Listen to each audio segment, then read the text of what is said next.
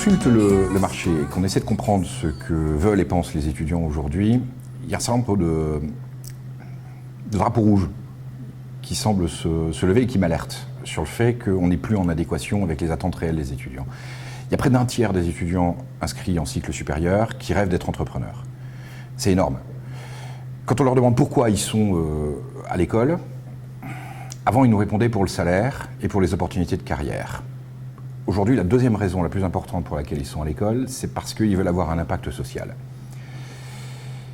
Il y a un troisième truc qui ressort et qui, moi, m'interpelle beaucoup dans leur comportement, c'est qu'ils rêvent de moins en moins d'être managers. Il y a 5 ans, quand on demandait quel est le job de vos rêves, ils répondaient trader. Aujourd'hui, ils ont compris que le prochain trader serait un algorithme et que ça ne les fait pas rêver de travailler pour Goldman Sachs. Et on a un souci, c'est comment on fait pour enseigner le management à des gens qui n'ont pas envie d'être managers. Il y a une rupture importante entre l'attente réelle de l'étudiant, je l'unifie à l'échelle mondiale, j'ai peut-être tort, mais en tout cas il y a un décalage que je mesure entre cette attente-là, une attente qui rompt ce que l'école fait traditionnellement, c'est-à-dire un enseignement centré sur son savoir-faire en termes de faculty, appelons ça faculty-centrique, et une attente des étudiants qui est un enseignement qui soit pensé pour l'étudiant et pas pour les équipes de chercheurs. Voilà. Cette rupture-là, il ne faut pas qu'elle se creuse plus, sinon il y a un vrai problème de modèle économique pour les écoles. Il faut qu'on arrive à reconstruire l'équation entre l'attente réelle du marché, l'étudiant, et le savoir-faire de l'école, son modèle économique, son mode de diffusion de l'enseignement et sa capacité à concevoir la nature même de ce que doit être l'enseignement. Ce que je veux dire par là, c'est que j'ai aucun doute sur le fait qu'on sache fabriquer les bons managers de PSA ou de Nissan aujourd'hui. Je ne suis pas certain qu'on est perçu comme des gens qui savent fabriquer les managers d'Airbnb ou d'Alibaba. Moi, il me semble qu'il y a 4 choses sur lesquelles on peut agir.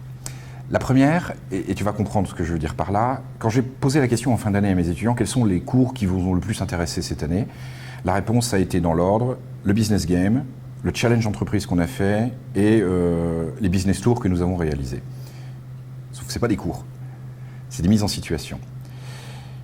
Ce que ça veut dire, c'est qu'ils différencient, eux, le moment où ils apprennent, la transmission du savoir entre le sachant et l'apprenant dans une salle de classe, mais ce qui les intéresse vraiment, c'est la mise en situation dans laquelle ce qu'ils ont appris, maintenant ils le comprennent.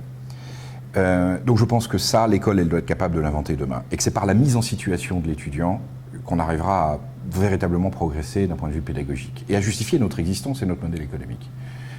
La deuxième piste, c'est évidemment de s'approprier tous les développements technologiques qui sont en cours, du MOOC au SPOC, en passant par toutes les autres évolutions. La troisième, c'est de commencer à repenser notre modèle parce que l'environnement et les nouvelles technologies commencent à nous imposer une forme de gratuité. Il y a donc une vraie question à se poser.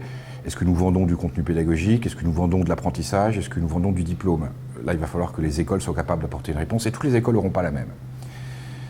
La quatrième piste, eh bien, c'est être capable de décloisonner l'enseignement, qui pour l'instant est dispensé sur un campus, en un lieu, à un moment, une langue. Il faut qu'on soit capable de casser ça. Si tu regardes la planète et que tu regardes ton campus, tu vois un tout petit point dans un grand cercle. Moi, ce que je veux, c'est être capable de parler à toute la planète, pas aux 10 km qui sont autour du petit point. Et pour ça, il faut savoir parler d'autres langues, il faut savoir casser les frontières, il faut savoir casser les fuseaux horaires, il faut savoir casser tout un tas de choses qui nous limitent par l'existence même d'un campus. Je crois que les écoles qui trouveront cette solution-là sont les écoles de demain. Ce que je voudrais éviter, Michel, si tu me permets juste ce point de conclusion.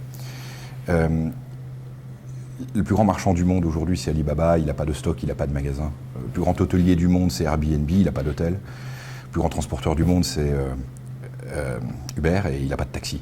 Je ne voudrais pas que l'école du XXIe siècle, elle n'ait ni campus, ni salle de classe, ni prof. Je pense qu'il y a quelque chose entre les deux qui doit exister, il faut juste qu'on arrive à en dessiner les contours.